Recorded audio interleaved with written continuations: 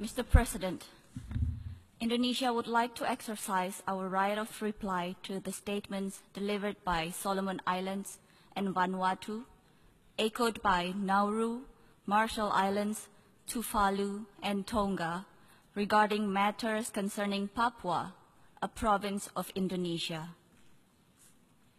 Indonesia is shocked to hear that at this important stage, where leaders gather in this august body to address the early implementation of SDGs, the transformation of our collective actions, and other global challenges such as climate change, of which the Pacific countries are affected the most.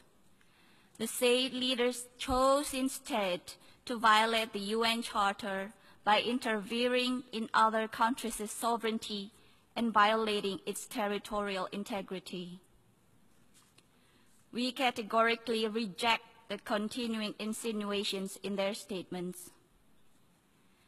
They clearly reflect an unfortunate lack of understanding of the history, current situation, and progressive developments in Indonesia, including in the provinces of Papua and West Papua, and also an unfriendly and rhetoric political maneuver.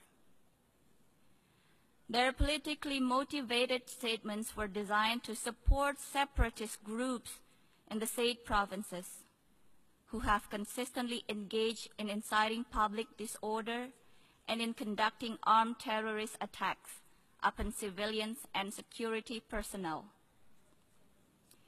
Evidently, the statement made by those countries clearly violates the purposes and objectives of the UN Charter and the principle of international law on friendly relations among states, as well as the sovereignty and territorial integrity of states. I repeat, it is a violation of sovereignty and territorial integrity of states. It is highly regrettable and dangerous for states to misuse the United Nations, including this August Assembly. These countries are using the General Assembly to advance their domestic agenda and for some countries to divert attention from political and social problems at home. The said countries are also using false and fabricated information as the basis of their statement. The conducts of these countries undermine the UN Charter and are detrimental to the credibility of this Assembly. Mr. President, Indonesia's commitment to protection of human rights is unquestionable. Indonesia is a founding member of the Human Rights Council. Indonesia has sat as member of the Council for 3 previous periods and is currently a member of the Council for the 4th time. Indonesia is the initiator of the ASEAN Intergovernmental Commission on Human Rights and OIC Independent Permanent Commission of Human Rights.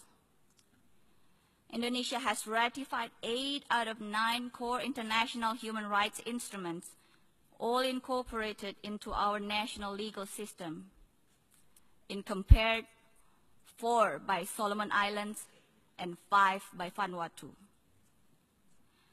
Indonesia is among few countries who have a continued national action plan on human rights and currently is on its 4th generation of the plan from 2015 to 2019. Indonesia has an active and robust National Commission on Human Rights since 1993, vibrant civil society and free media.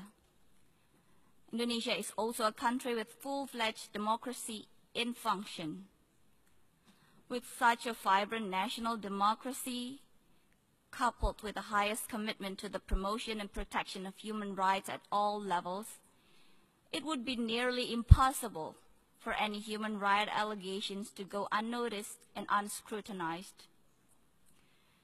Mr. President, we reaffirm that there are domestic mechanisms in place at the national level in Indonesia, as well as at the provincial level in Papua and West Papua. For our part, Indonesia will continue to give appropriate focus to the development of Papua and West Papua provinces, and to the best interest of all. In conclusion, Mr. President, we have a saying in our Asia-Pacific region: when one points the index finger to others, the thumb finger automatically points to one's own face. I thank you.